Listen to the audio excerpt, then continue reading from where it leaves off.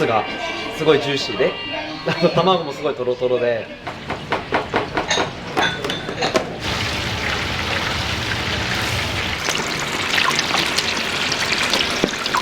ずーっと動きっぱなしになる。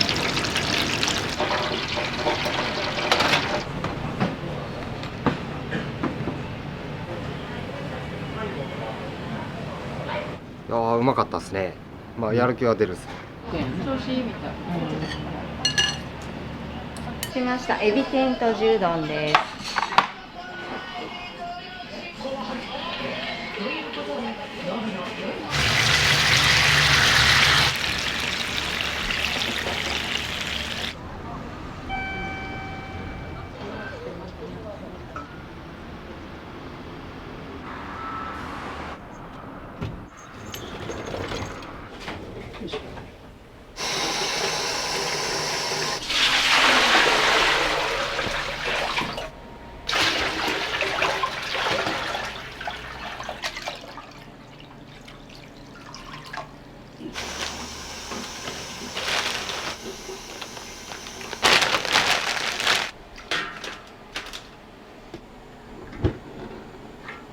豆腐屋をやっとったんですけど、豆腐屋に買いに来るお客さんが、なんだ今度じゃあご飯も出してくれとか、じゃあ味噌汁出しておかずも出してっていう話になって、だんだん食堂にメニューも増えてって食堂みたいな形になってってっていう感じですかね。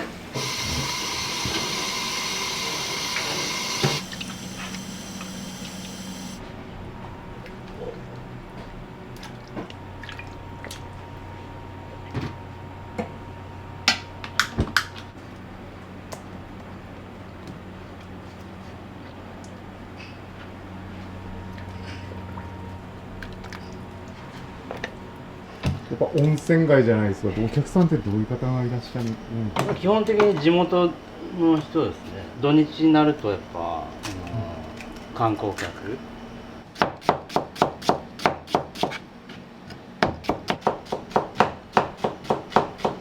ていうのはカツ丼とかだと思うんですけど、あとエビフライが結構ちょっと大きいエビフライで結構喜ばれるかなーって感じです。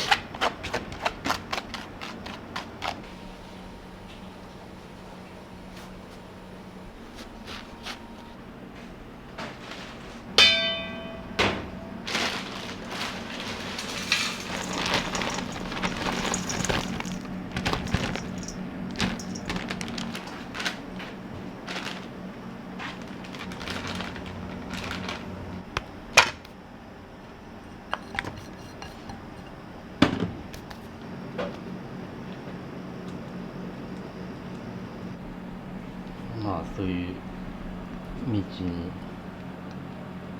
学校行ったりとかしましたけど、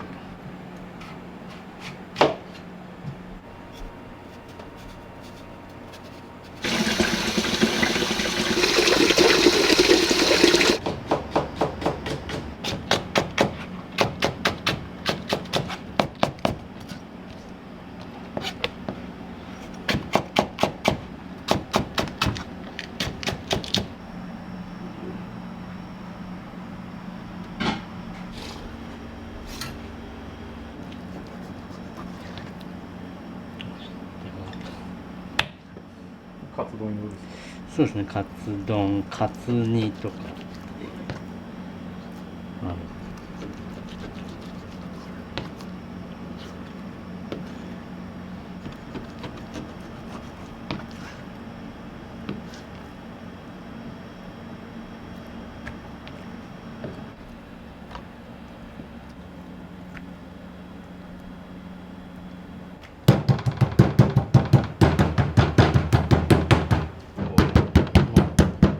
どよく油もあってうまみもしっかりあって結構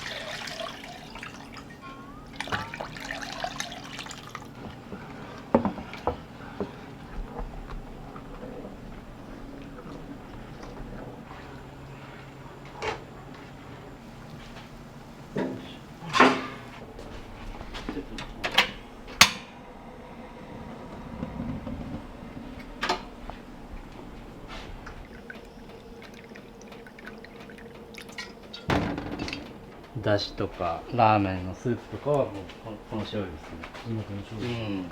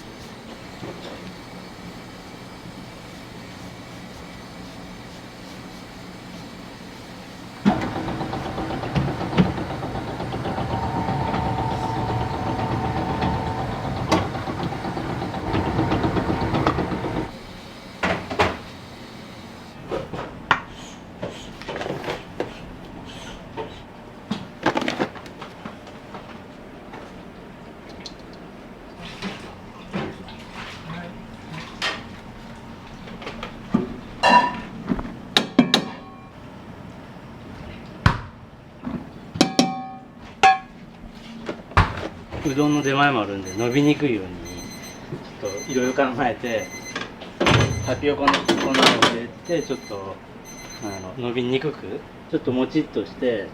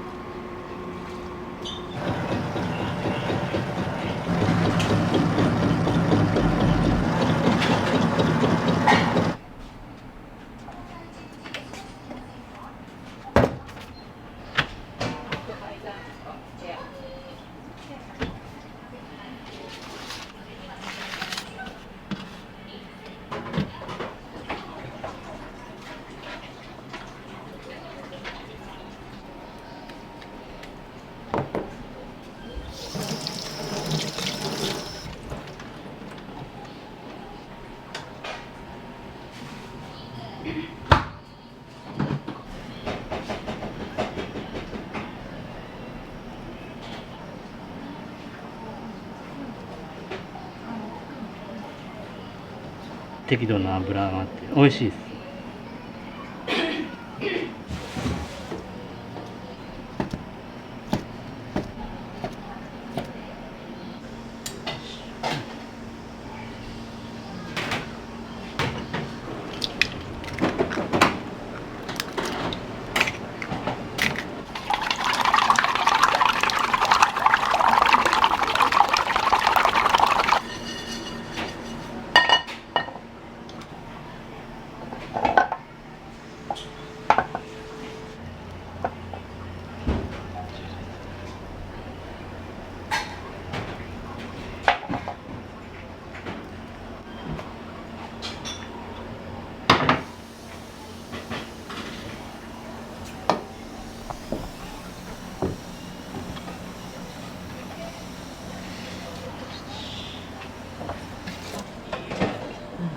はい。あ、わかりました。センターの裏側。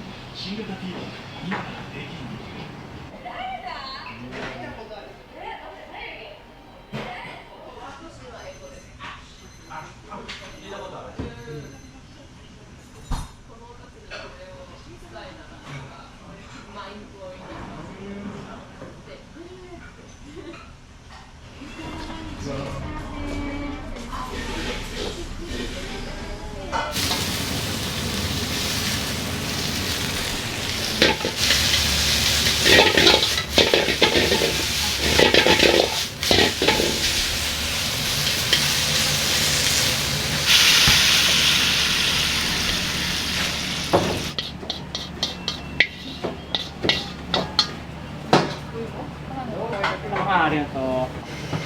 どこでした？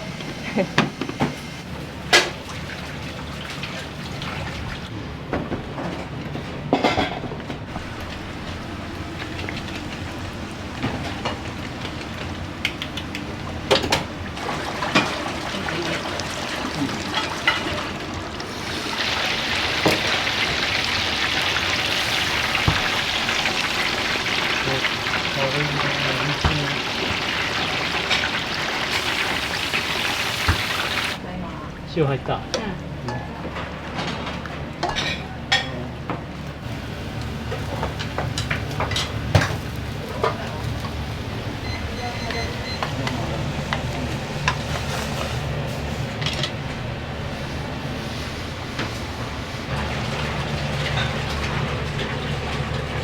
はい。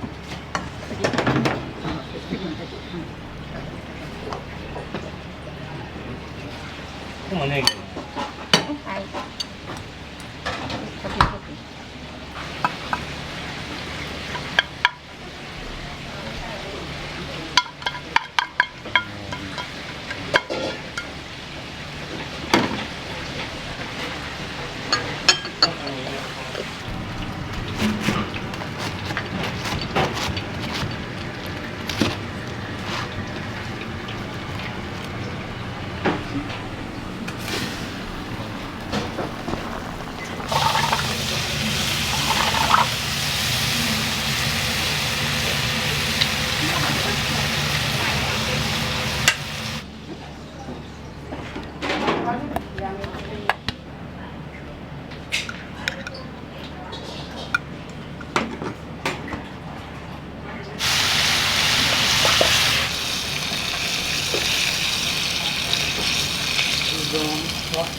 全部。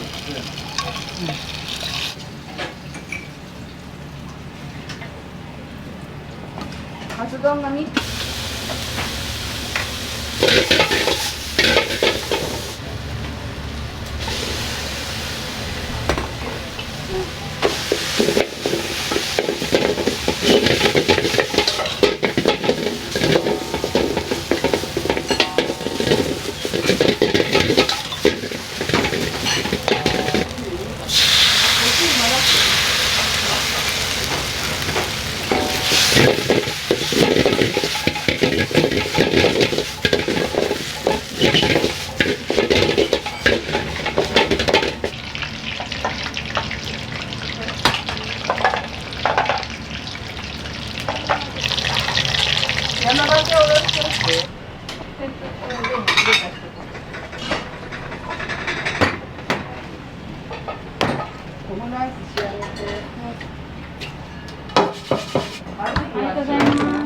はい、ありがとうございます。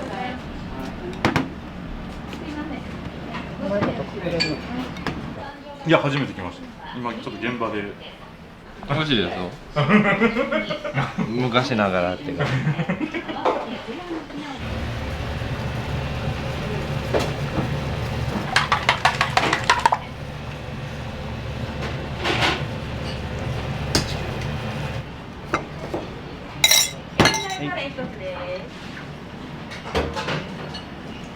そうです。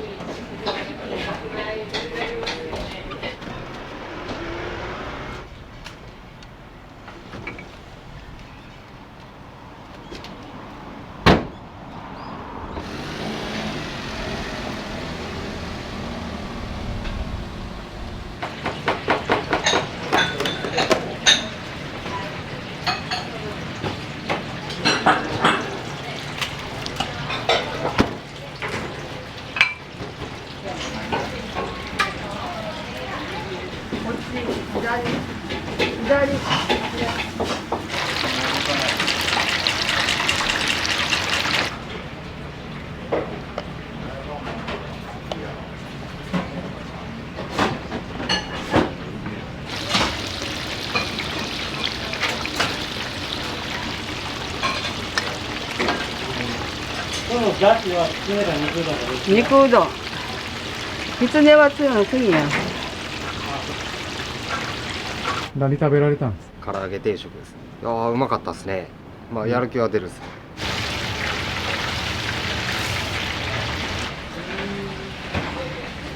はい。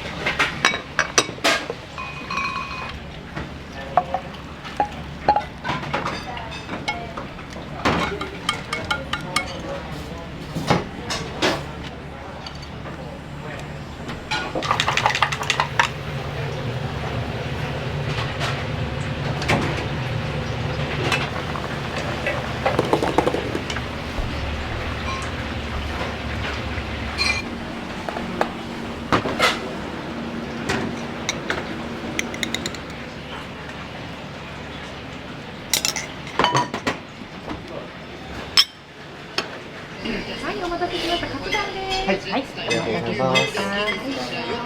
いただきます。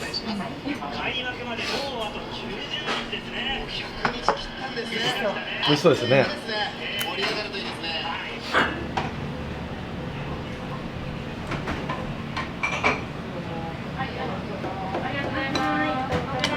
とうございます。ありがとうございます。出したな。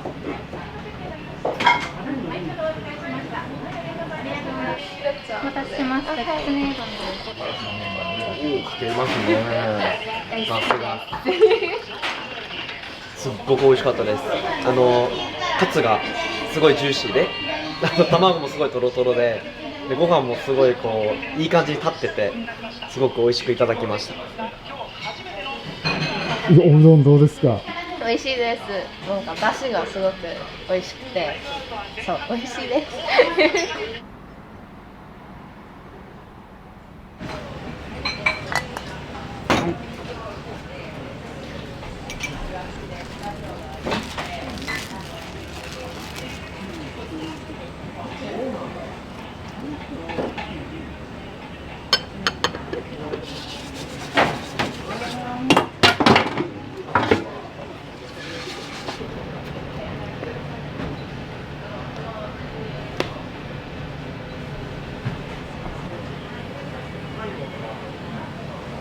大盛り。うんまあカツ丼も美味しいし丼も美味しいしそうやなあとカレーも美味しいし結構続けてくるとまあメニュー変えては食べてる。じゃあ唐揚げ定食1個と、カツ丼の、うどんうどんセット。はい。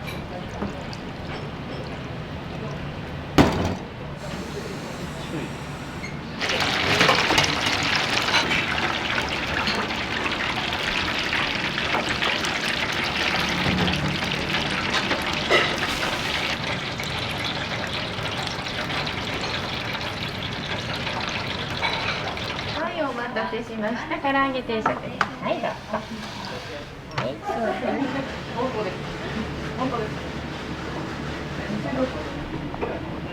調子いいみたい。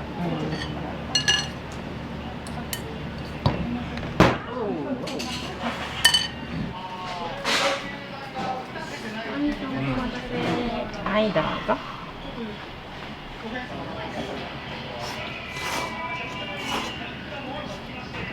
カツ丼の卵結構ふわふわで、とろっとしててすごい美味しくて最高でした。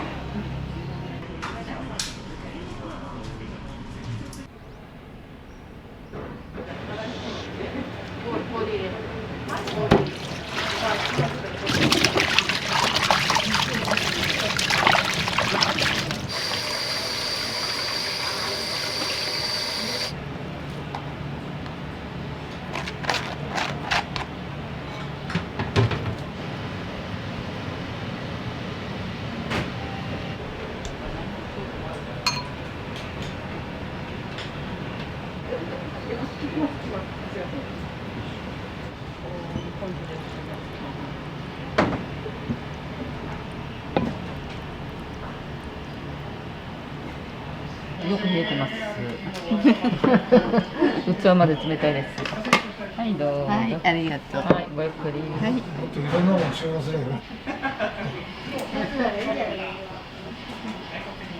30年ぐらい前からここの冷やし中華すごく好きで、もう暑くなると必ず来てます。お汁がすごく多くてさっぱりしてる。どれ？うどん。は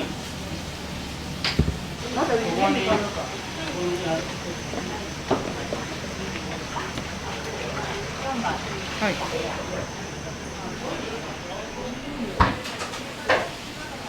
美味しい。やっぱりこれ出てきた後であっさりしたもの食べたくて看板に冷やし中華ってそこ出ててそれになんかこう誘われて入ってしまった。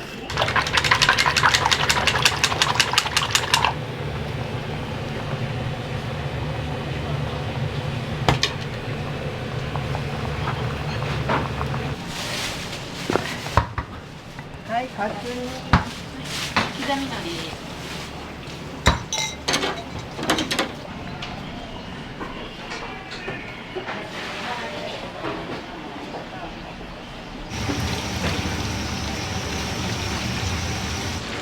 これはとんかつ定食。一口カツってビールのおつまみとか単品です。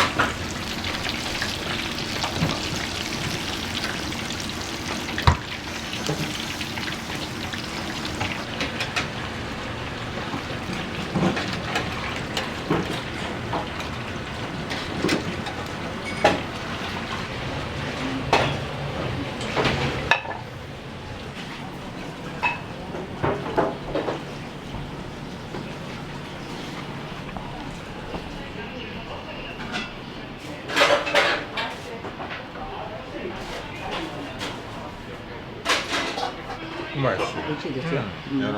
だしが、ここ効いてます。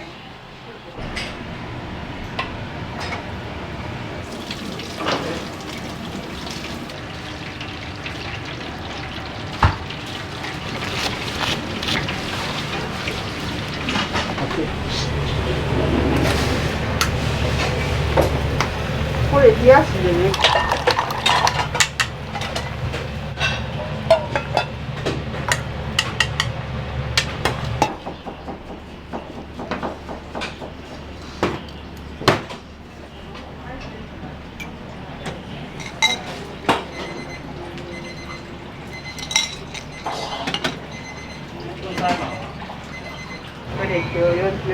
あ、まかないですか。あ、オードブル。あ、オードブルの。準備だけ。アスパラ巻きとそら豆の塩ゆでとか、さらに大皿に全然。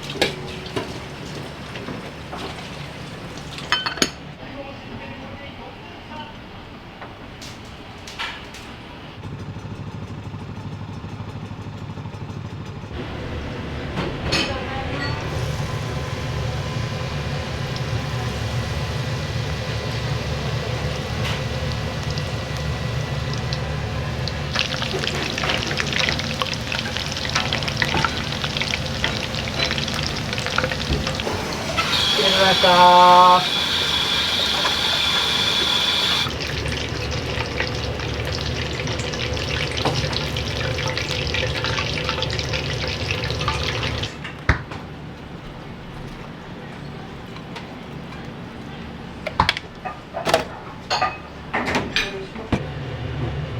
時間を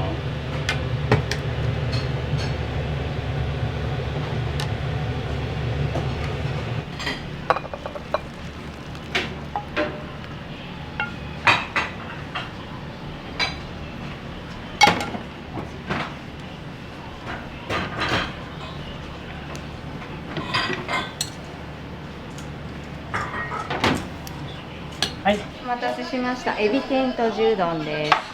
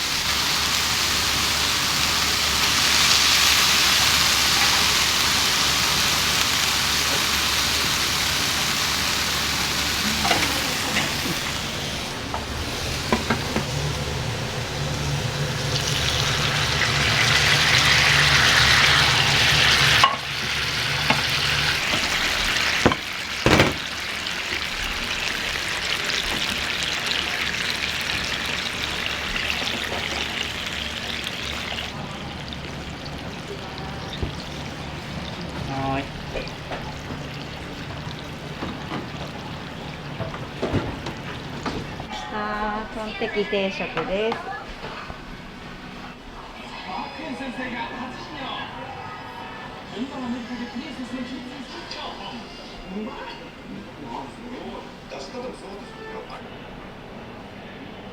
吉野さん、銀行生の力。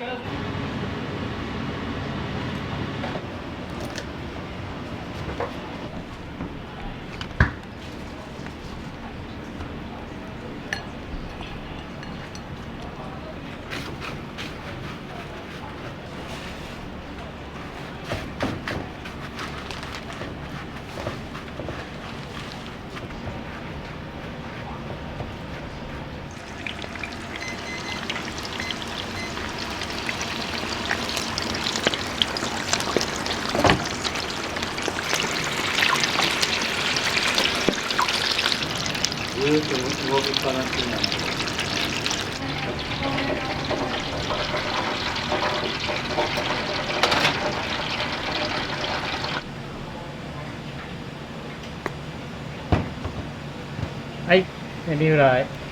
お待たせしました。おエビフライです。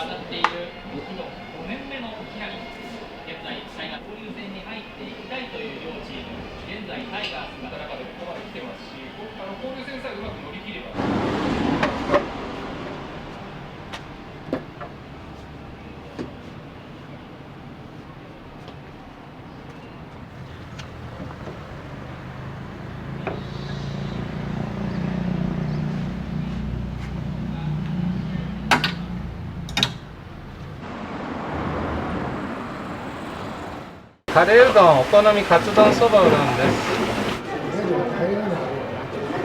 全然また次回ご覧ください。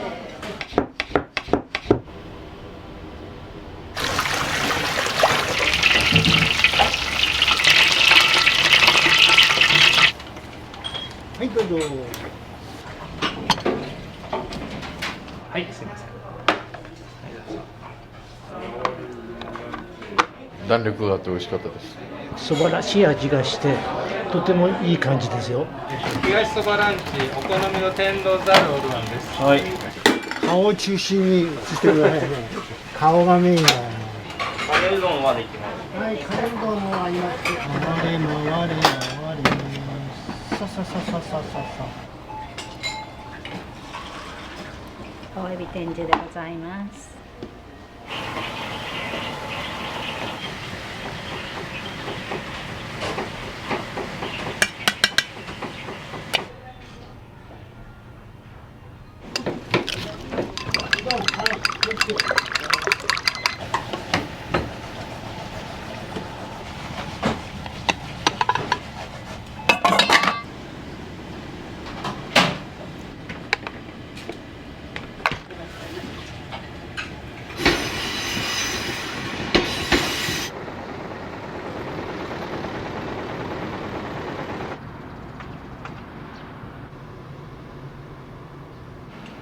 おはようございます。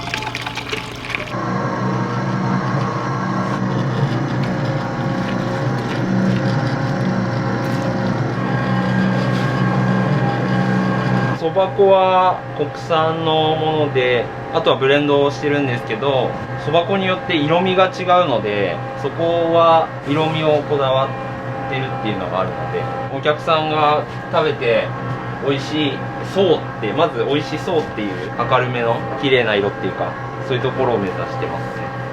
手打ちの方はちょっと値段も別にしていて、そこは本当にこだわったそば粉を取り寄せてやってます。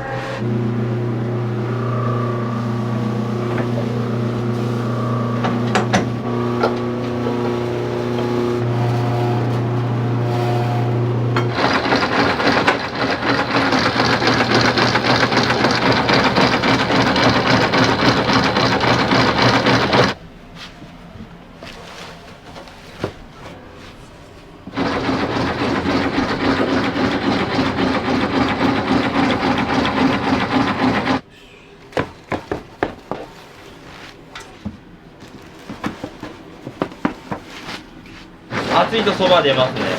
ちょっと気温下がるとうどんとかになるんですけど、温度上がるともうざるそばだったりとか、そういったところがかなり出てくるので。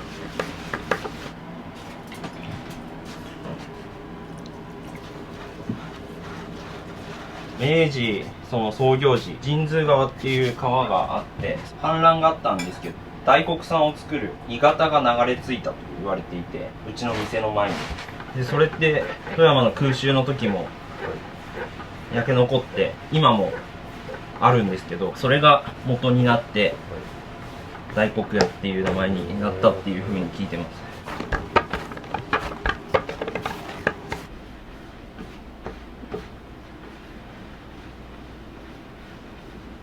もう結構高いですね。70代がメインですかね。60代から70代。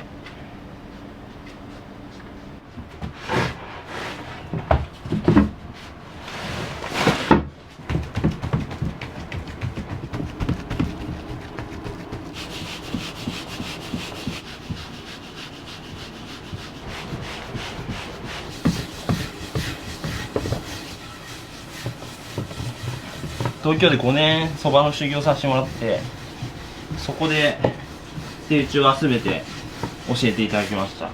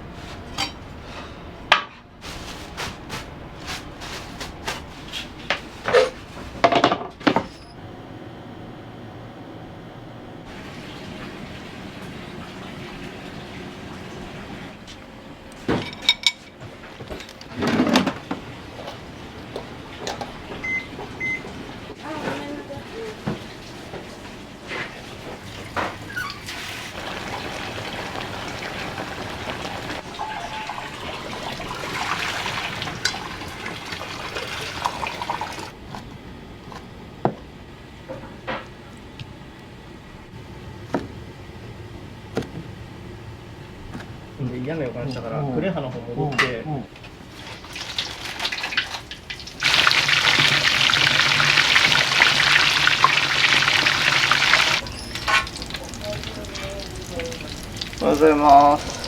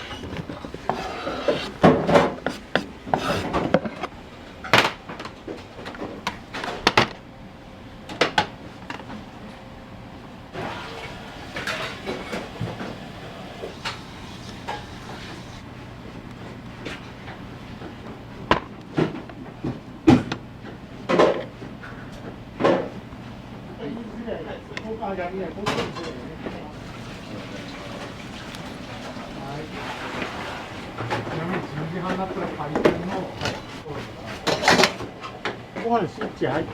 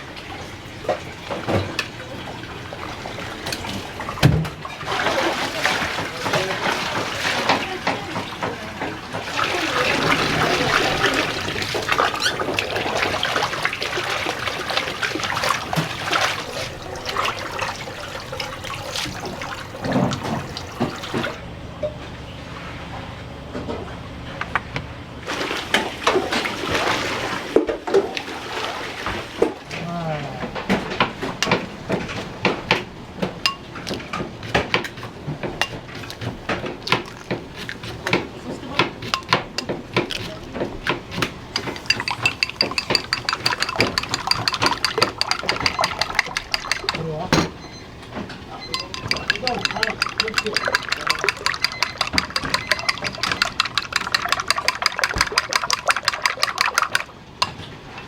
崎さんやります。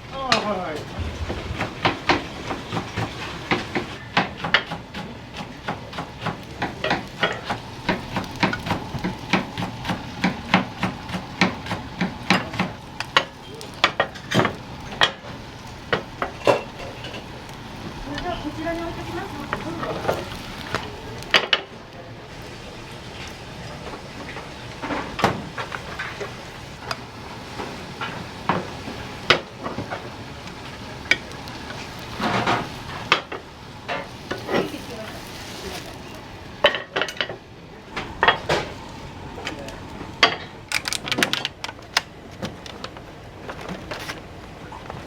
卵焼き出してきます。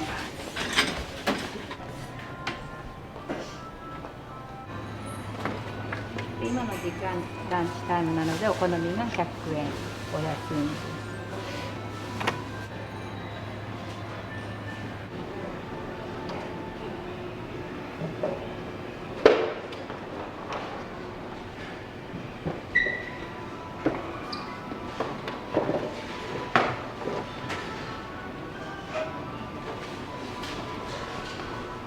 いらっしゃいませ。おはようございます。いらっしゃいませ。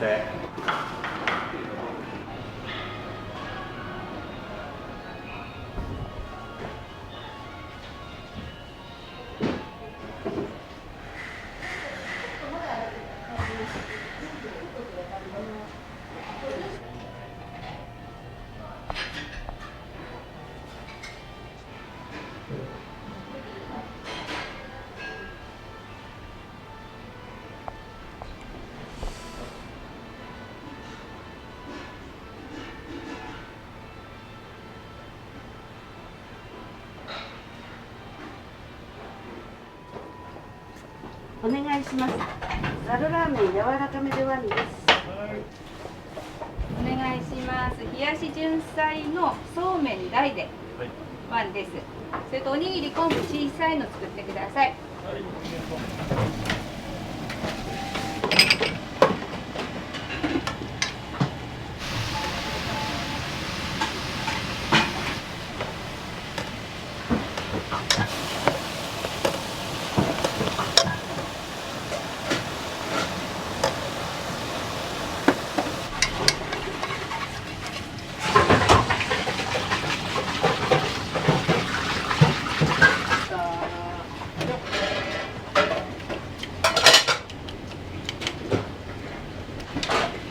お願いします。はい。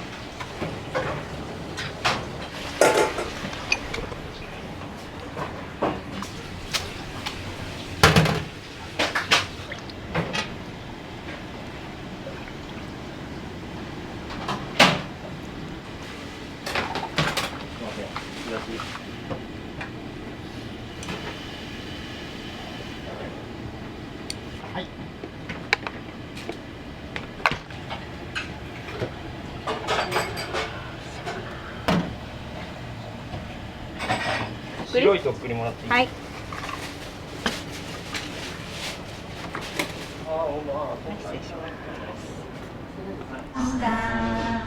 すごいよ、大盛りになったらさ。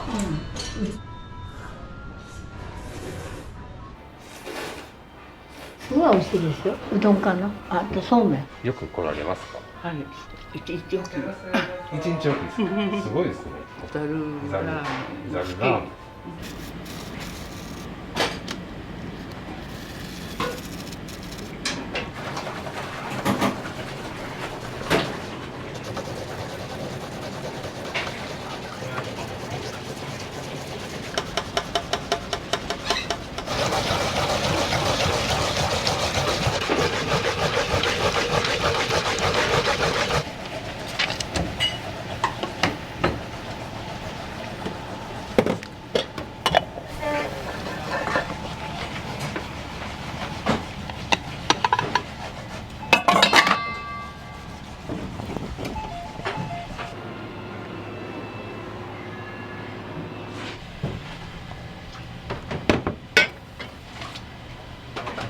はいお願いします。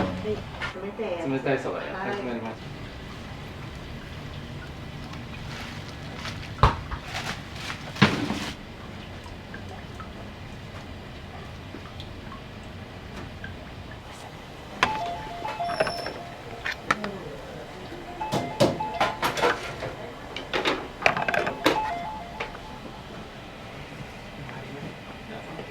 今お伺いいたします。少々お待ちください。はい。はい、すみません。すみませんね、いろいろ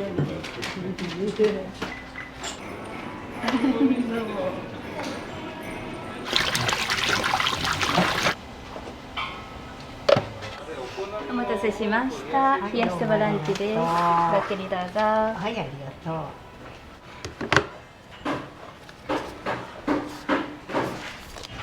お願いします。ウーバーでお好みの親子冷やしうどん1、おにぎり昆布2です。かけそばオールワンです。顔を中心にしてくださいね。顔がメインだ。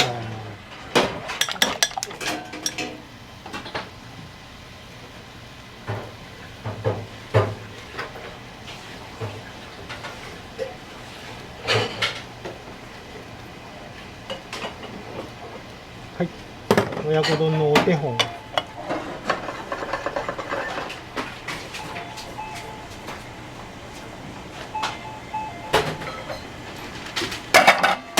丼上がりました。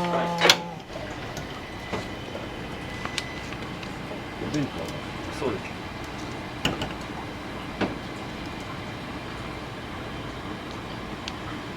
そばいいですか。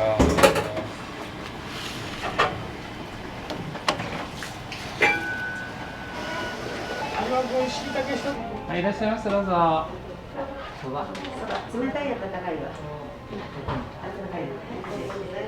あ、こっちだったから。はいはいはい。今日特製の看板って出とる。あ、そうですか。一番大事なやつや。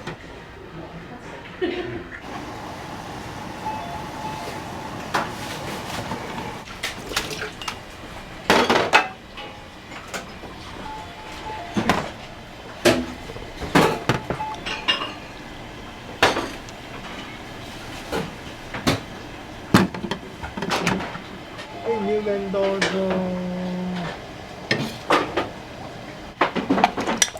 お好みのご飯もらえますか。はい、どうもありがとうございます。お願いします。天ぷらそば、かけそばオールワンです。はい。はい。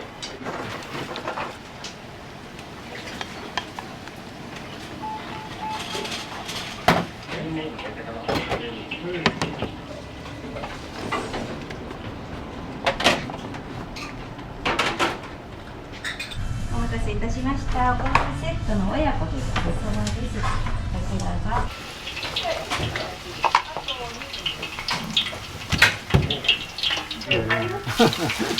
あ、神戸ですか。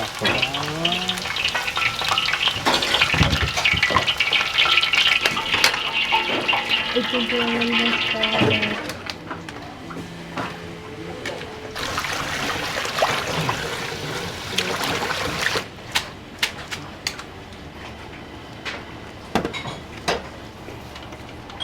はい、どうぞ。お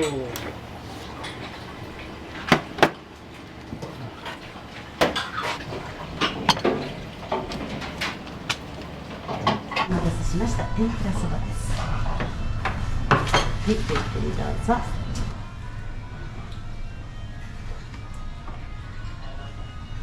そう美味しいです。タレが3種類あるもんだから、いろんな味でいただけます。うん。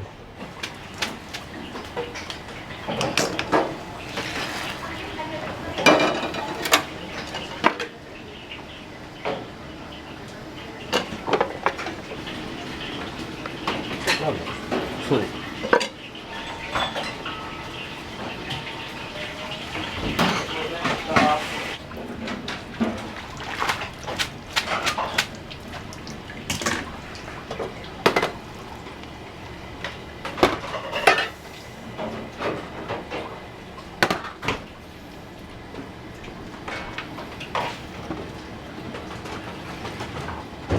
はい。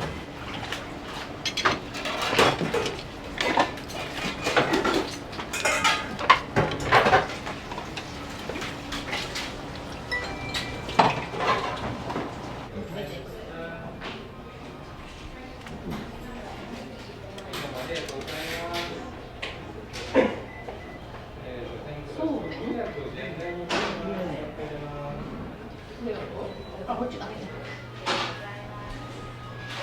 富山の YouTuber よ。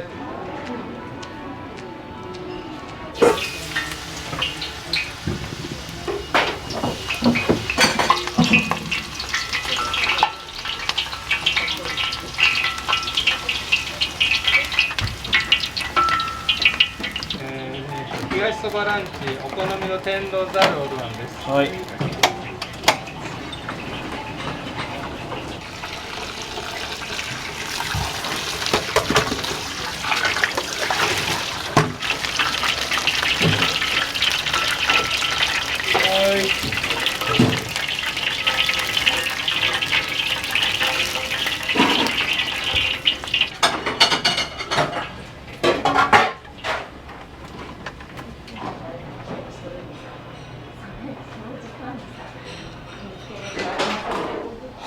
全然また次回おやりください。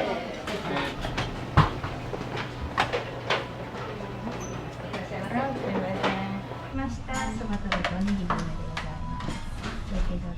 ます。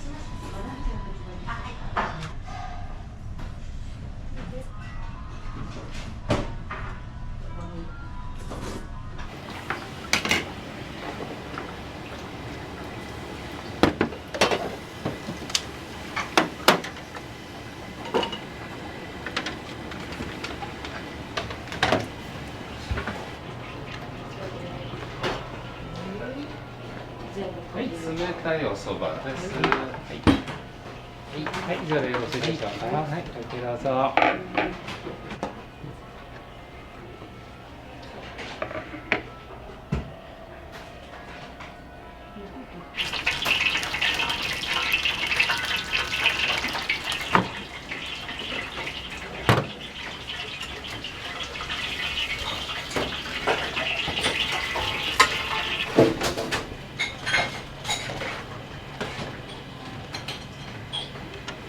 例の4号ですね。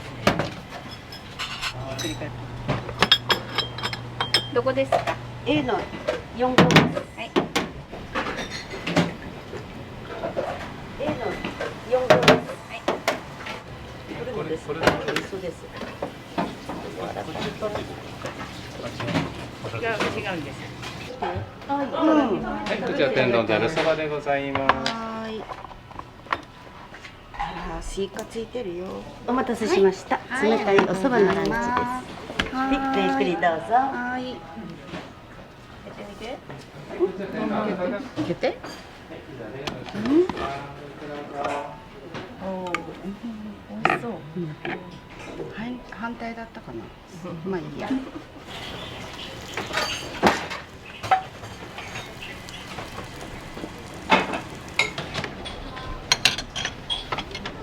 A の4号ですね。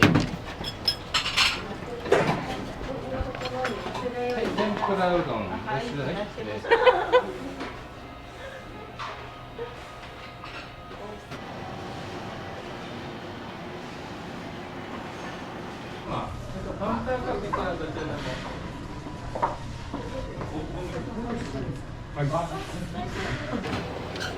す。他につくもん。ごめんなさい。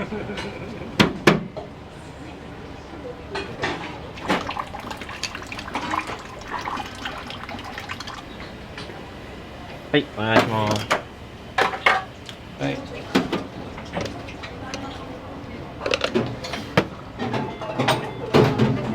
はい、どうもありがとうございます。はい、お待たせしました。そばランチはどちらでしょうか。はい。冷たいの。メインの駅のところになんか何も商業施設何もないんですよ。思いのお客様、はい、すみません。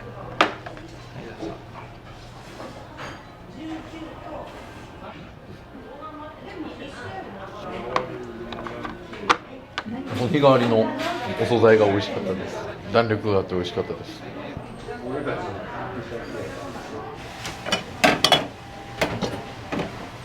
あと2個。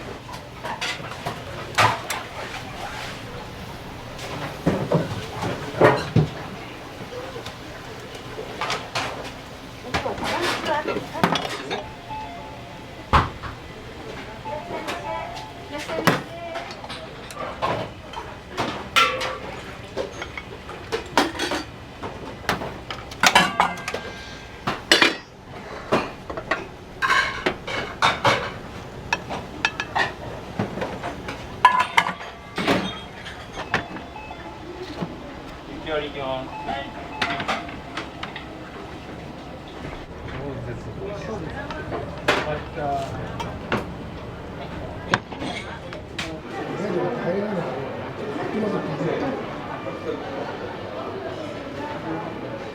雪割りそばなんです。塩の人変えられましたね。塩変えられた。でこれだけ持ってきます。あ、そこ吹いたね。ざるそばです。お待たせいたしました。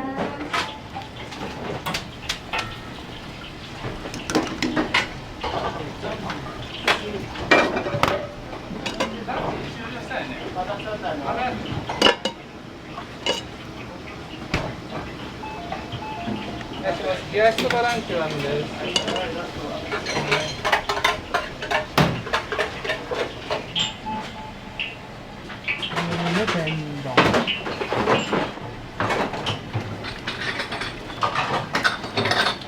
山菜そばお願いします。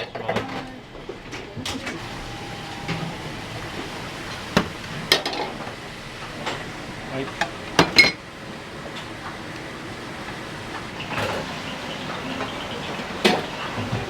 すみません、ありがとうございます。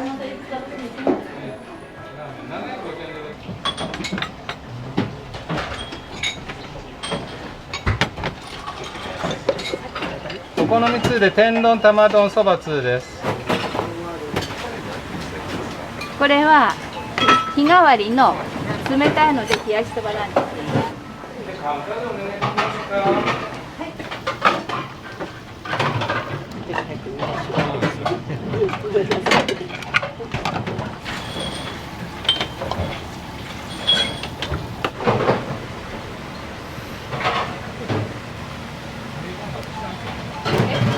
君が知るな。やってない。そうなの？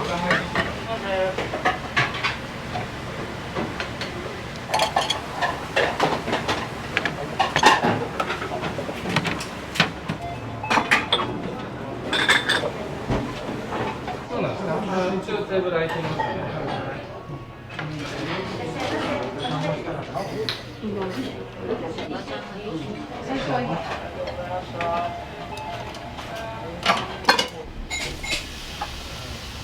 カメラマン変わったんですか。やっぱカメラがね、やっぱり熱いぐらい撮るんですね。カメラはもう油に弱いです。ロール3、はい、じゃあこれの天丼は4だかな。みんな4だよ。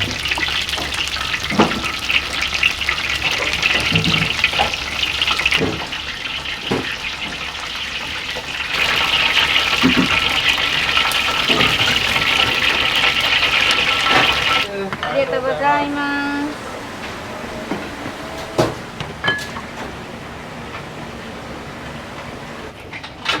山かけいきます。はい。山かけいきます。はい。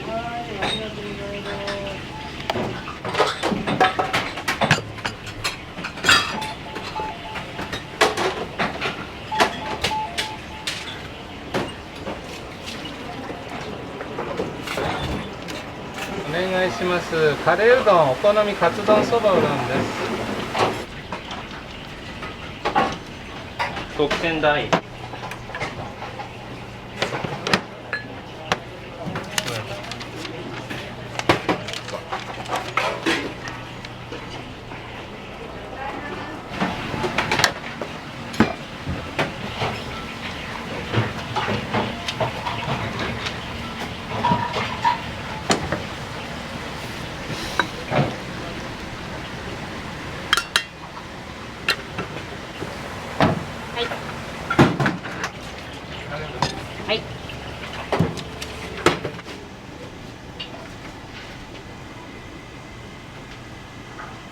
はい、天丼。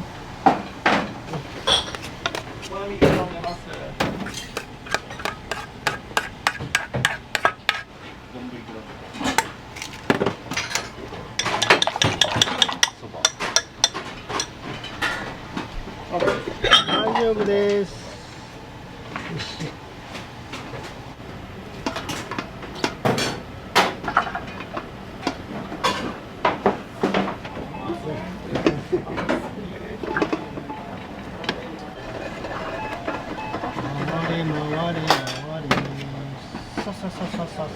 はい、もう出ていいです。ざるも一枚、ミニざる出して大丈夫です。出てます。すいませんね。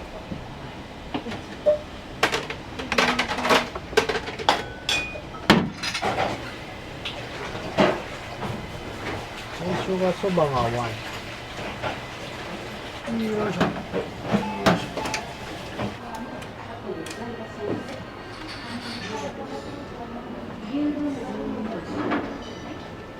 お好みのそば3から、その後がカレーうどんとお好みのそばです。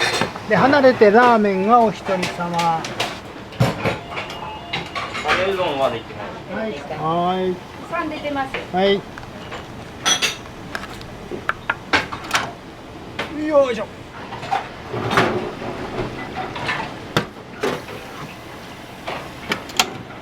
あおさんそば3つ出していいがん。いいですよ、もう出てます。いらっしゃいませ。ありがとうございます。ちょっとご案内します。少々お待ちください。かしこまりました。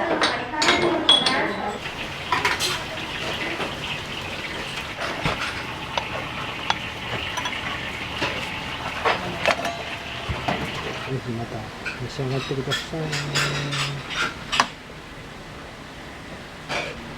さっき持ってかんだやつぬるなってたから。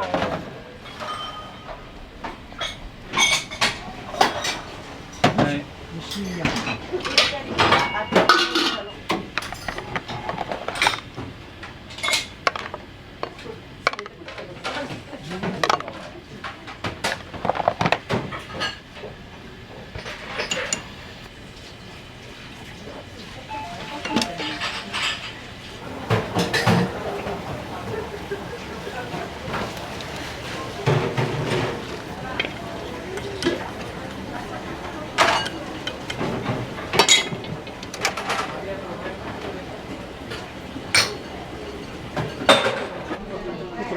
はい、ごゆっくりどうぞ。皆さんお水お持ちします。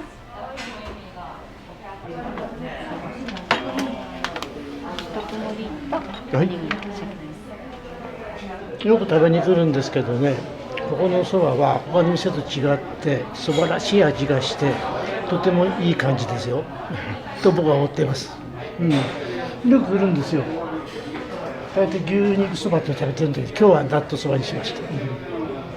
こちらで、ランチしに来ます。美味しいです、本当に。コシがあるし、なんていうかシンプルなお蕎麦の味なのでとても食べやすいです。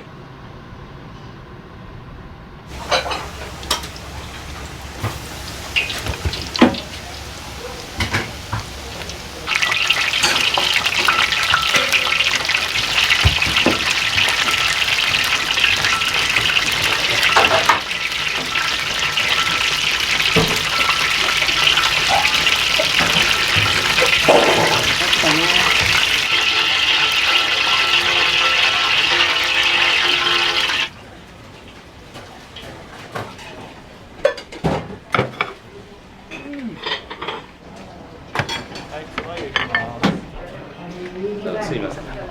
天ぷら盛りの2つ。はい。よろしいですか。すみません。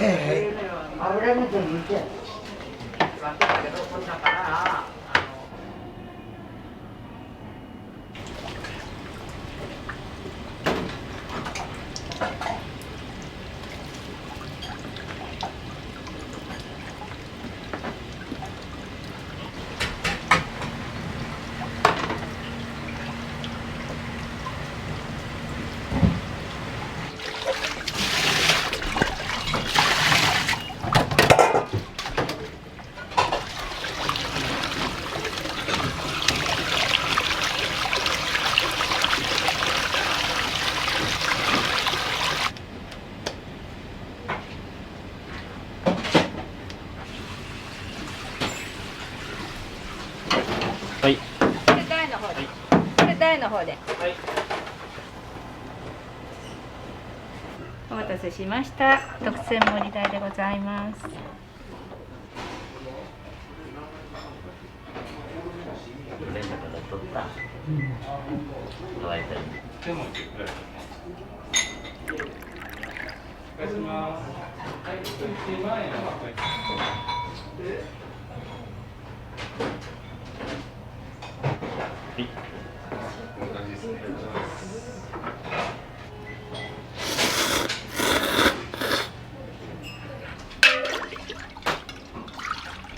特盛りごめんなさい。もうあれやな。お願いします。お好みセットまで天丼そば。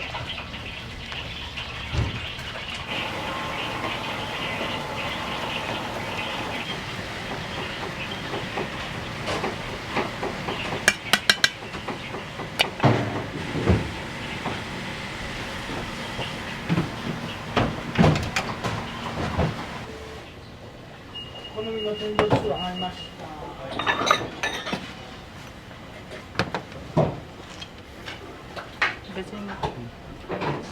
お待たせいたしました。カレー丼でございます。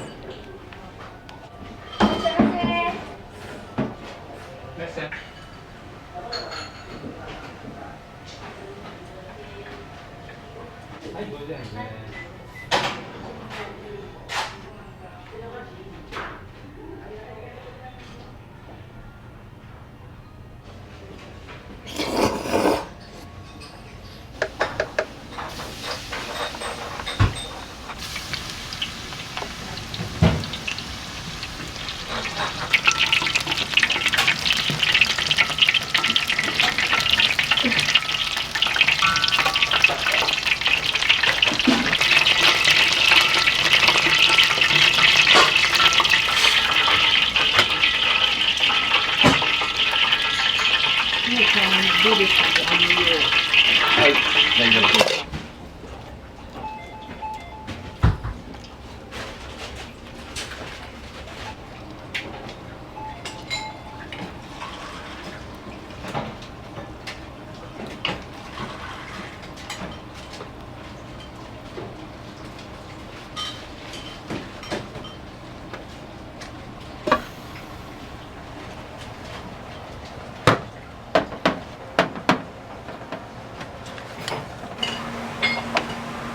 お待たせしました。大エビ天重でございます。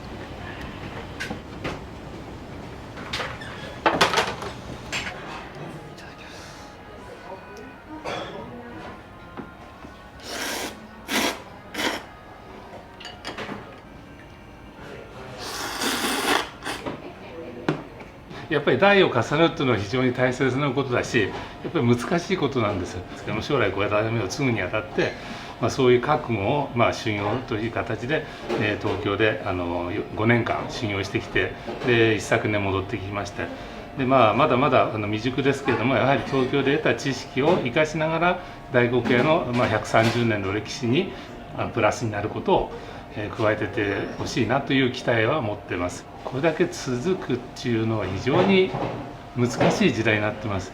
商売やり始めるのは簡単なことですけども、続けるのっていうのはいかに難しいかっていうことをやっぱり多分皆さんお分かりいただけるかなと思います。それを5代目に託しながら代を継いでってほしいなというふうに思っております。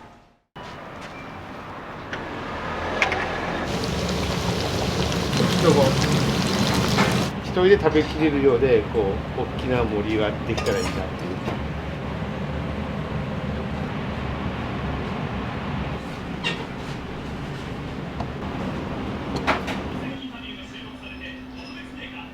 手ボルが1つ、タルタルでトッピングにカツ1つお願いします。こ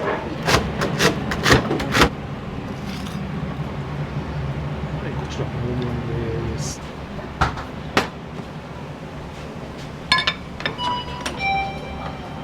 ストッピングのやつ上がります。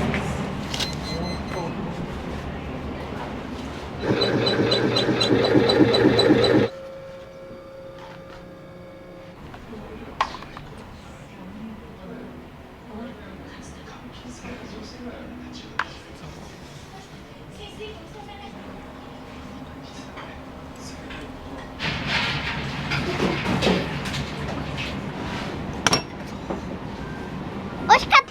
美味しかった。美味しかった。美味しかったです。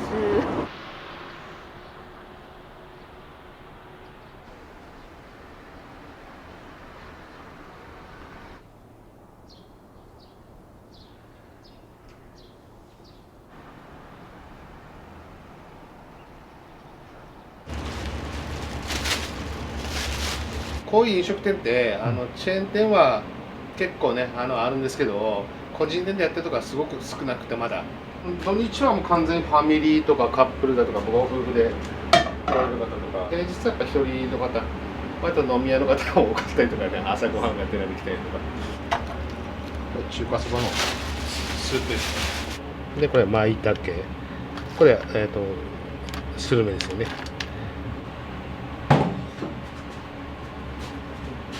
多かったですからね。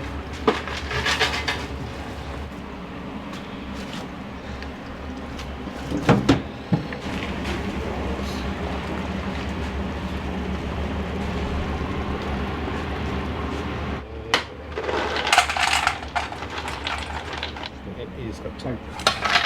全部。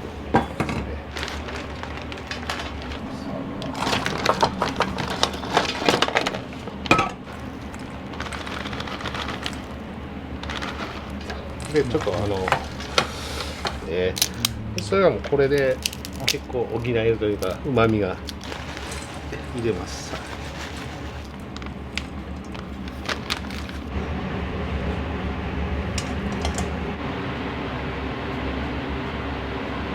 で丼に関してはこれとか唯一こう僕の気分で大きさだとか内容変わっていくので、どっちかというと進化系丼みたいな感じで。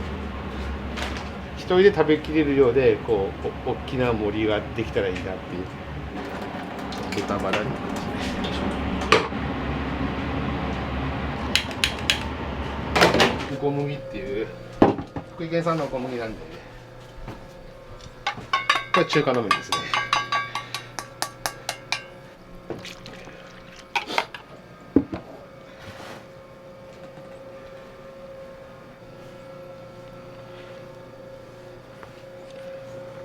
中華の麺は乾水入れていくとだんだんとこうコシが出てくるんで、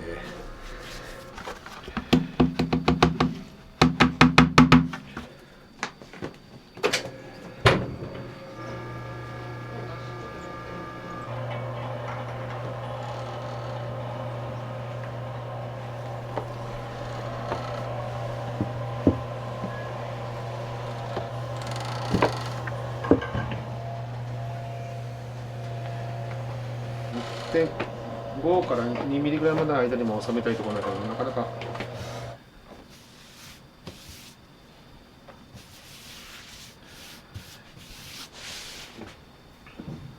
忘れてなければいいですけどね。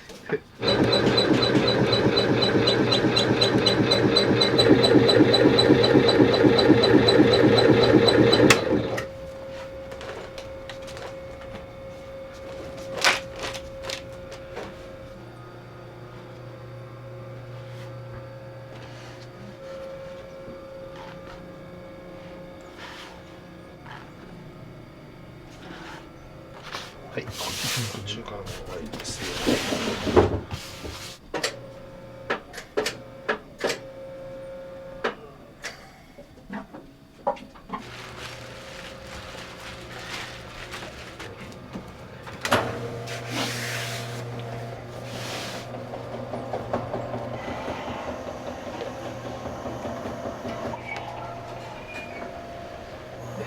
なんかそんな話かな。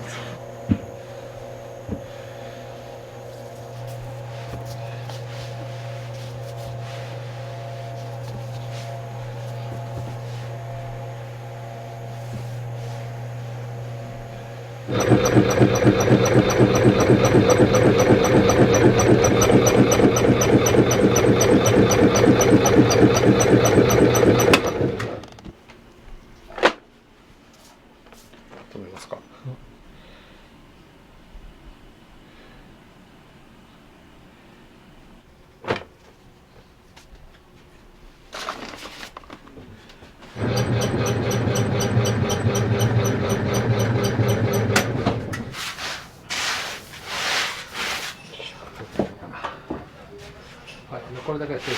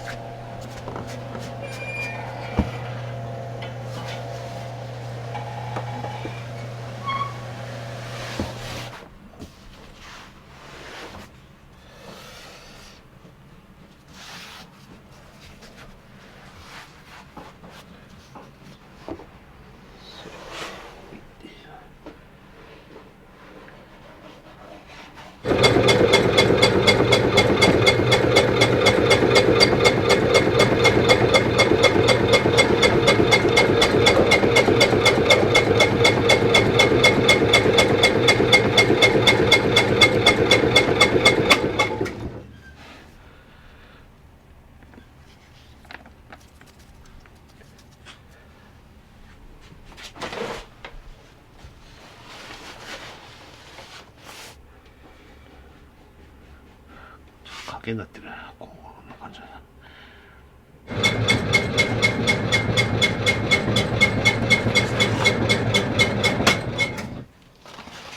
そばは大体1日50食ぐらい用意しております。はい。はい、中華の麺はね30ぐらい。でお店のその一番の美味しいおそば、いつできたらこのそば食べてねっていう、これを食べればそばの味がわかるみたいな。そういったものを今みんなで研究しながら、はい、やってるところですね。どうぞ。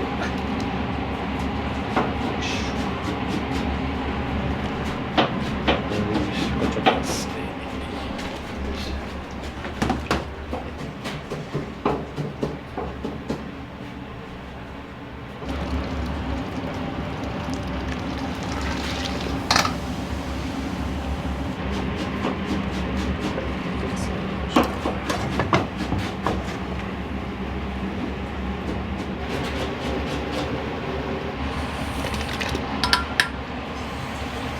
これ中華スープなんですけ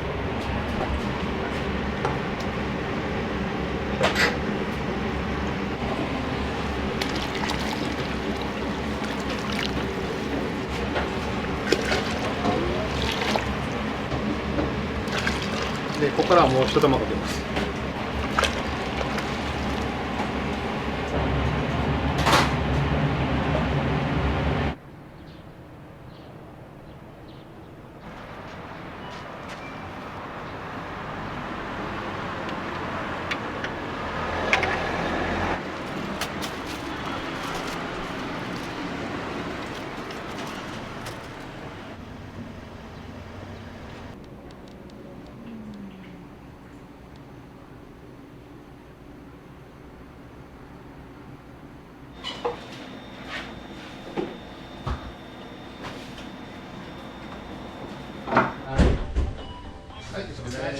No small part. 強調したバイデン大統領。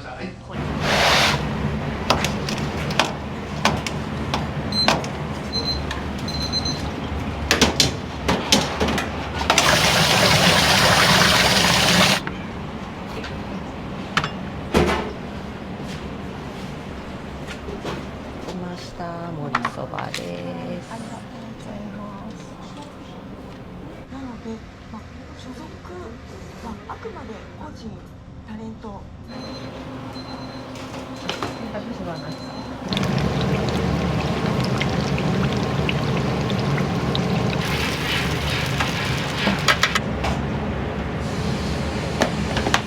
ちくわ、ちくわのスライスで、鰹節とごま。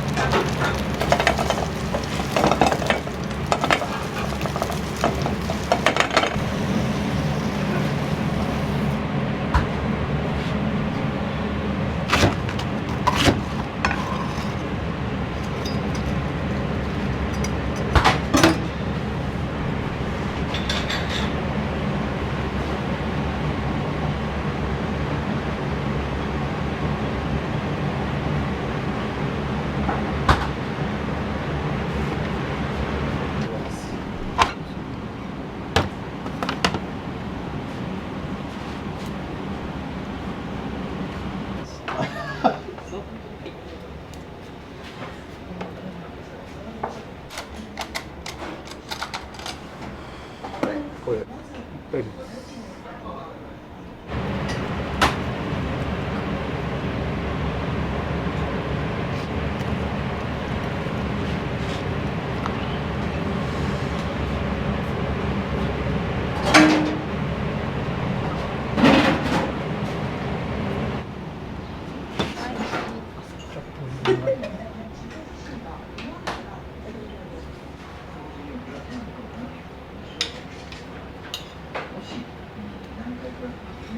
デミグラスがソースにたっぷりかかってて、ここのはあっさり。あっさり。ふわふわの卵はちょうどいいバランスで。いきます。はい。もっといく？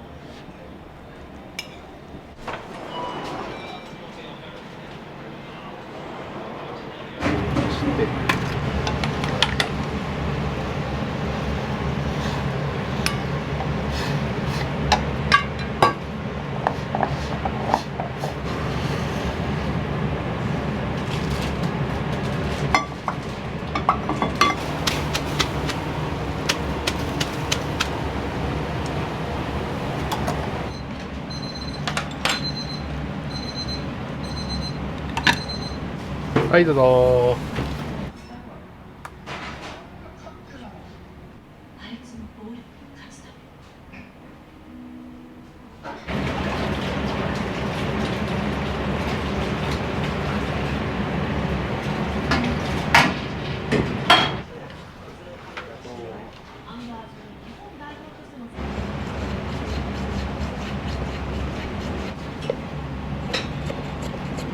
楽しみ方それぞれなんですね。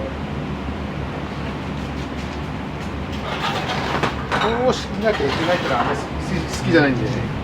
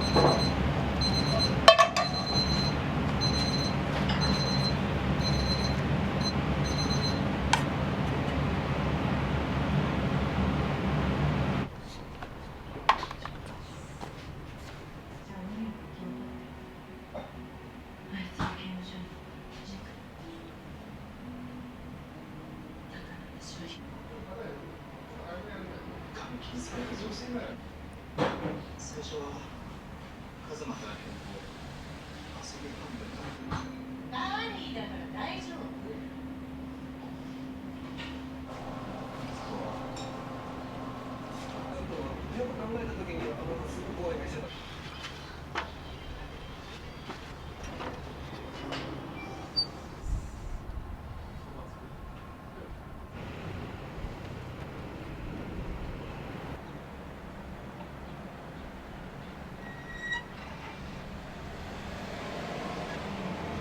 田植えだとか借り入れなんかになると3時の別にどこそこの田んぼへおろしそば20個持ってきて30個持ってきてくれとかね、お家の修理とかでね大工さんにねちょっとおやつに出すんでおそば持ってきてとかって。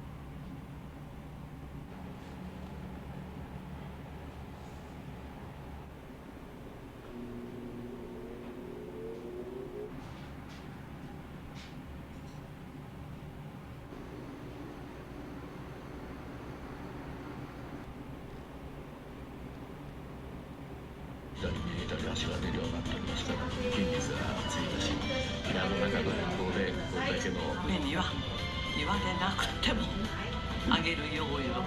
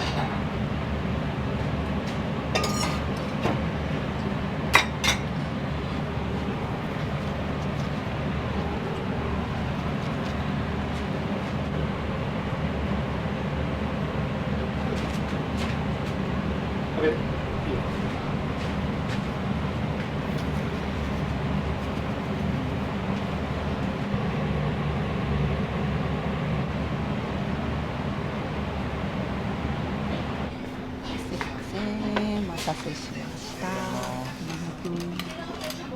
ステージをご覧ください。ファーストウッドがサポートします。専門家に相談したいけど誰を？首脳同士の合意発表に先立ち、森山文部科学大臣が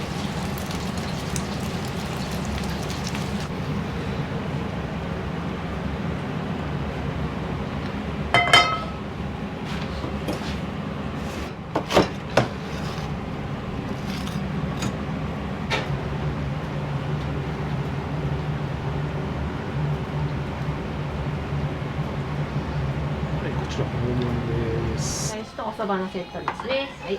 おそれでよろしいですか。はい。はい。これが大盛りですね。はい。ごゆっくりどうぞ。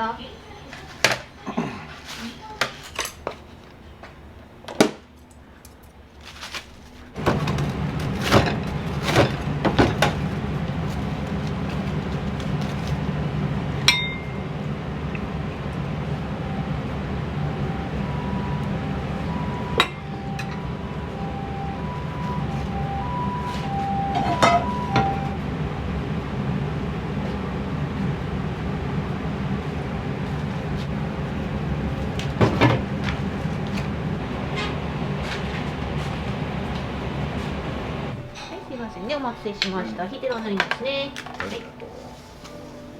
れてるな。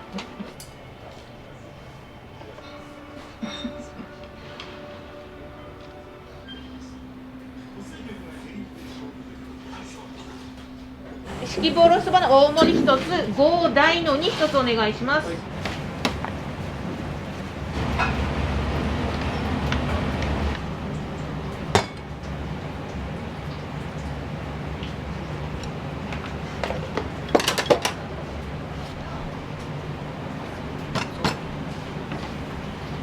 そば1つ、10割おろしそば1つお願いします。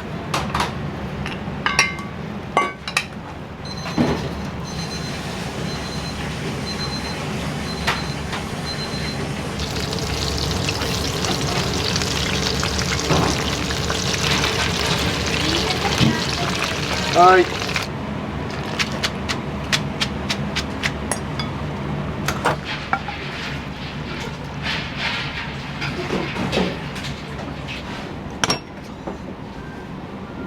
ました。ちくわ天ぷらうどんの大盛りと卵かつのセットになりますね。はい、ごゆっくりどうぞ。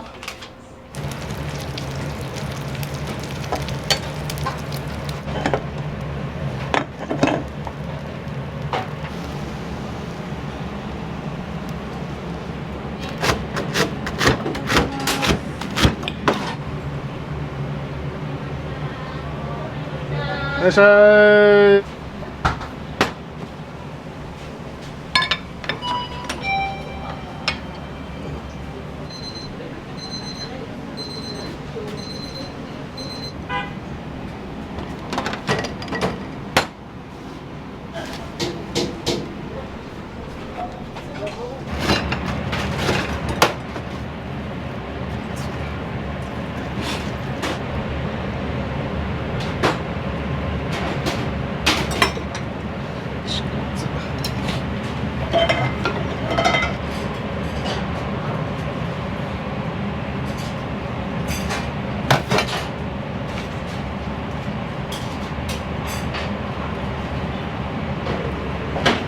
はい、どうぞ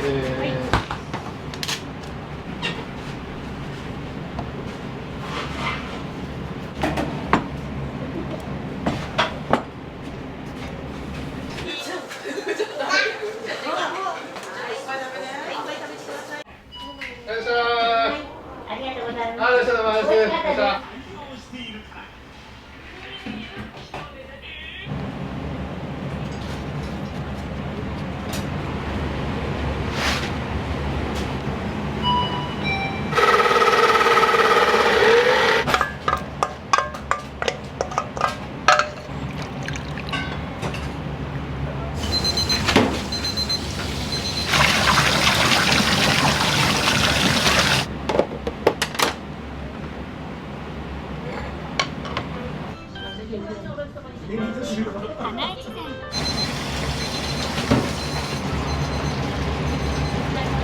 らっしゃい。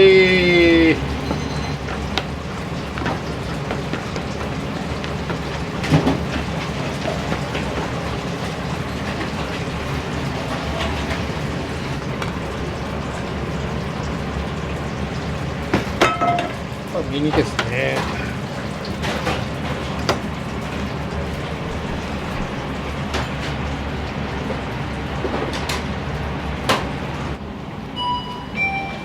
お願いします。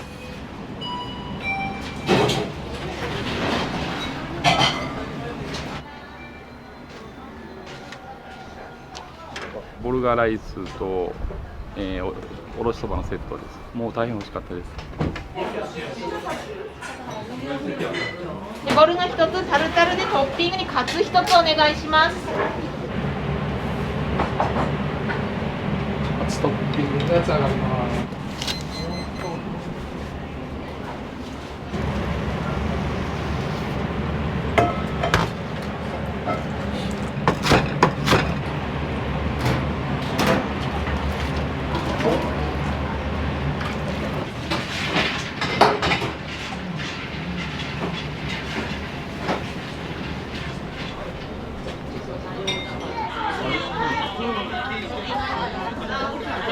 何を注文ガライス初めて食べたんですけど美味しいです。デミグラスソースが、はい、いいアクセントになってます。中華そばと七分そばとうどんとソースカツ丼か。美味しかった美味しかった美味しかった美味しかったです。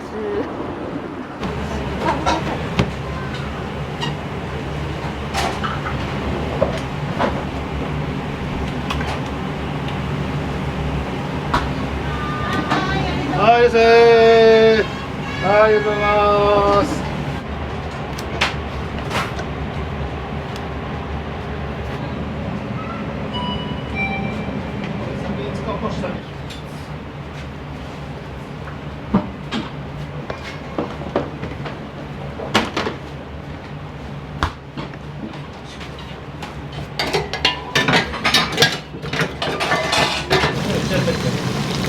あ、これか2つ。どうぞ。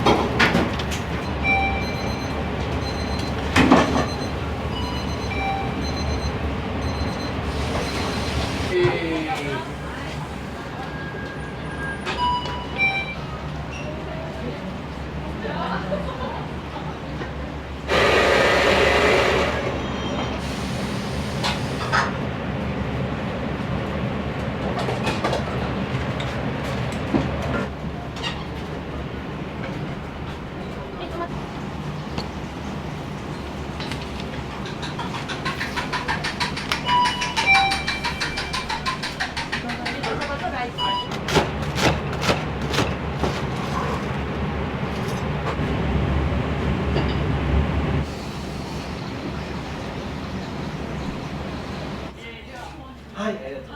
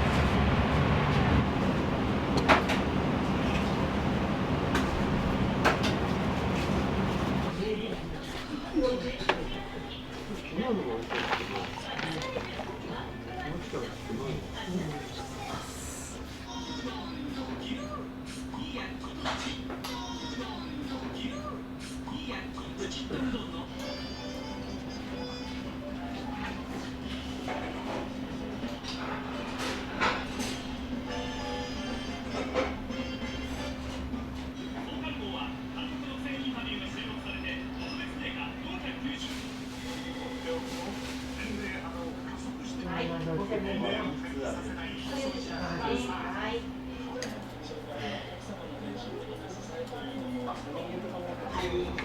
はい、ミニボルガライスです。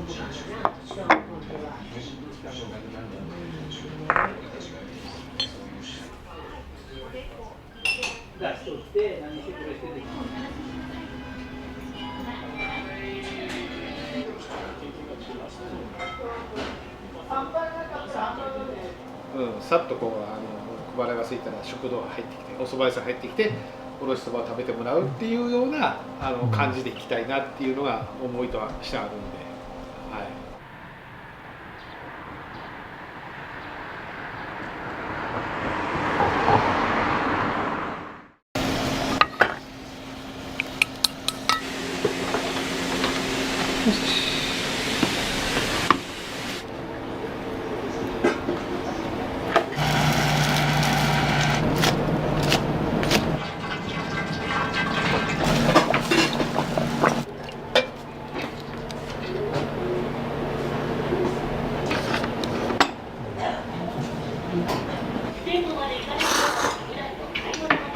すいません、どうも本当美味しかったです。どうも。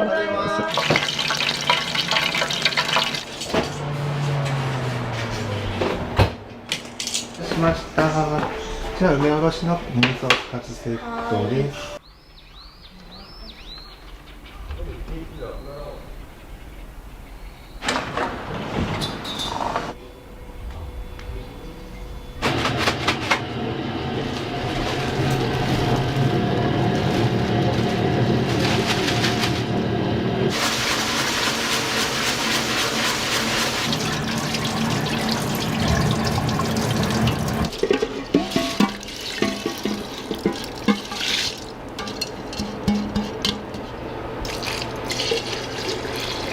骨董屋さんの名前が道具屋さんっていう名前。そうそうそう、加藤道具店っていうのが骨董屋の名前だった。で、そこから道具屋だけ取って、道具屋だけ取ってた。うん。なるほど。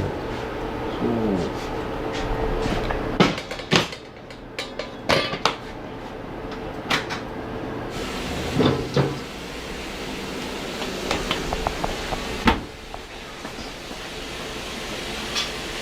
はい。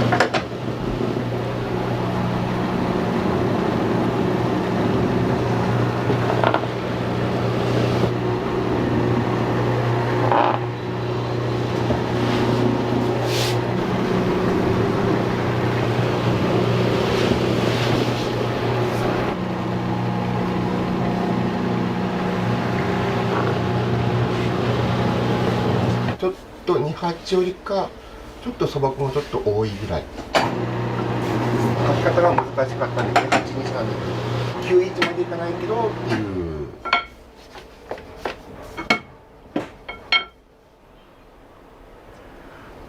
2八でもいいんですけど、ちょっとね割合ちょっとそば粉を多くすると食感とか香りがちょっとね違う。僕が、店ついてから考案されて、近所の豆腐屋さんのが同級生なんですよ。まあそいつがちょっとこういう揚げを作ってるのなんか使えんかっていうで、考えてやってできたのが今揚げおろしそば。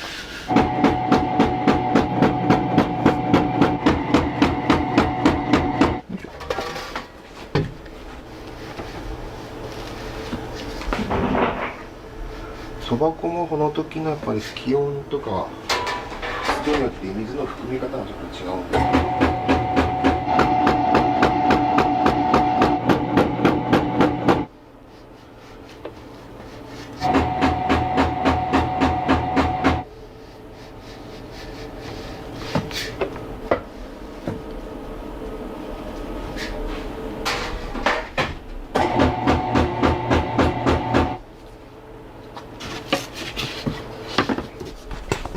お客さんって地元の方が中心ですか？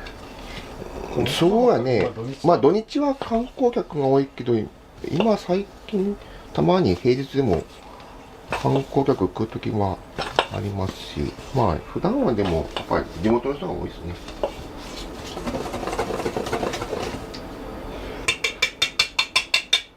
揚げおろしが主で、まあこれのプラスでミニソースカツがついた揚げおろし膳っていうのが割と出るし、まああとはおろしそばとミニソースカツセットっていうのも出ます。あと意外に多いのが天ぷら、エビ天おろしがよく出る。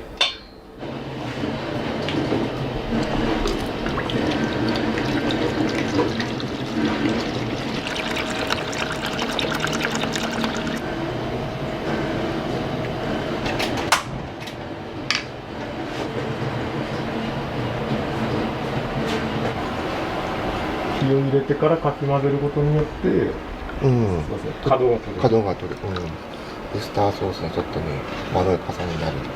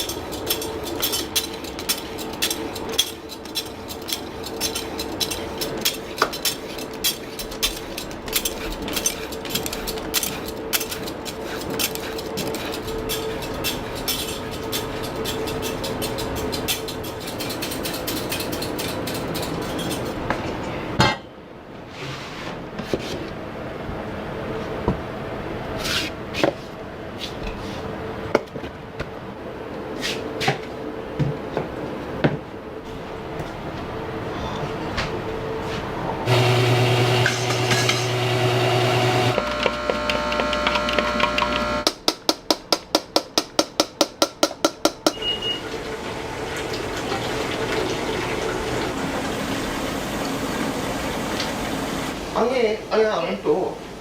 オーブンの上にある。で、これから先使ってオーブンの上に溶かしていただく。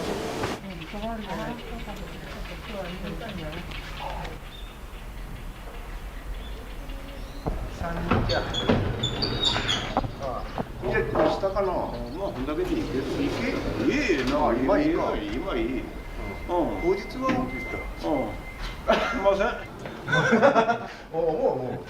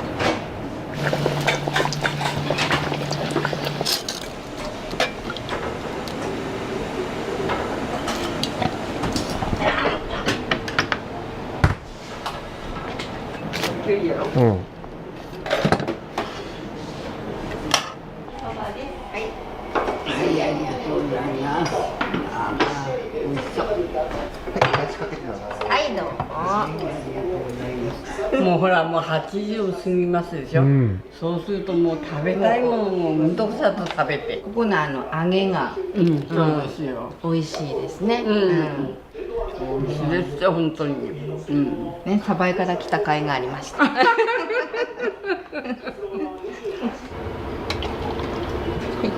行きます。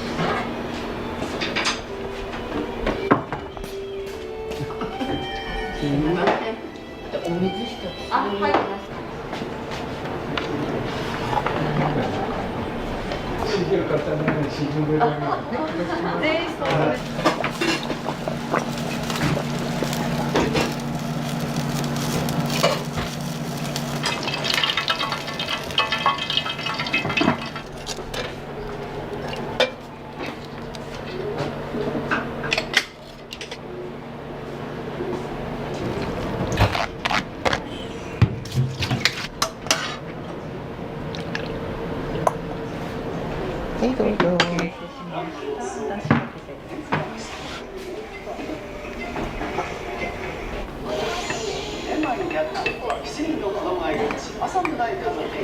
揚げおろしが一番やね。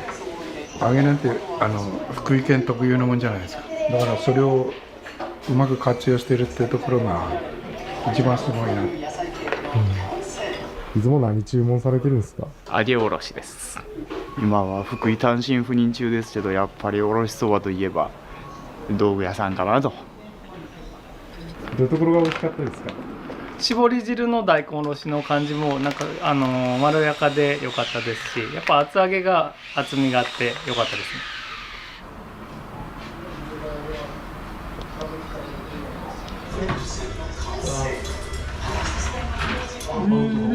冷たいのするか？何でもええよ。任せる。揚げおろし弁の大盛り、おソースとベジタブルソース。はい。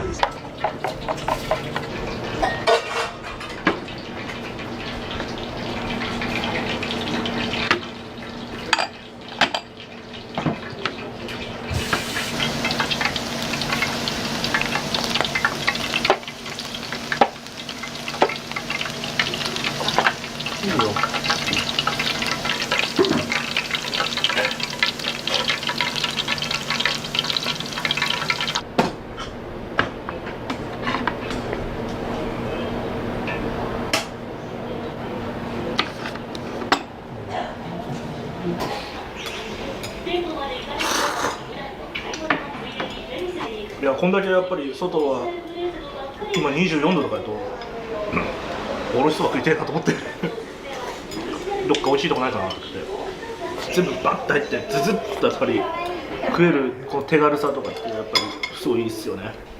美味しゅうございました。小松にない味やね。あ、すみません。すみません、どうも本当美味しかったです。どうも。どうも。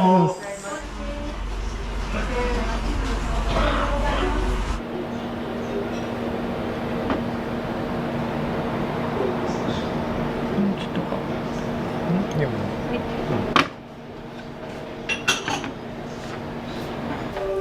い、お待たせしました。じゃあ梅おろしのミニソースカツセットです。じゃあ梅おろしそば。よく寝てる。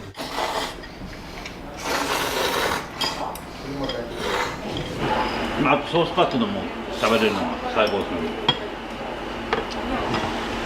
ごちそうさまでした。ごちそうさまでした。気をつけて。いただきます。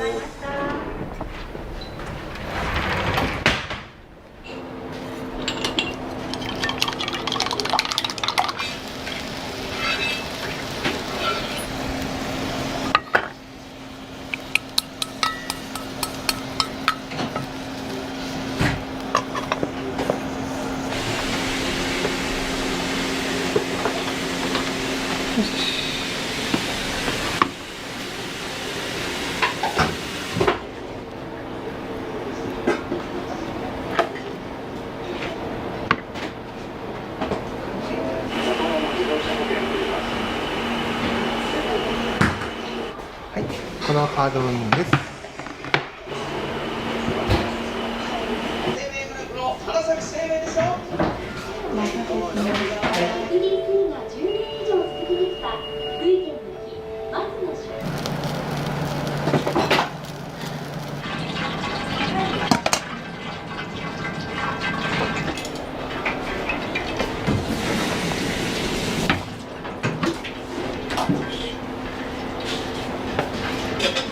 はい、揚げおろし膳です。はい、出しかけてどうぞ。ベルスプラン家電製品メリコン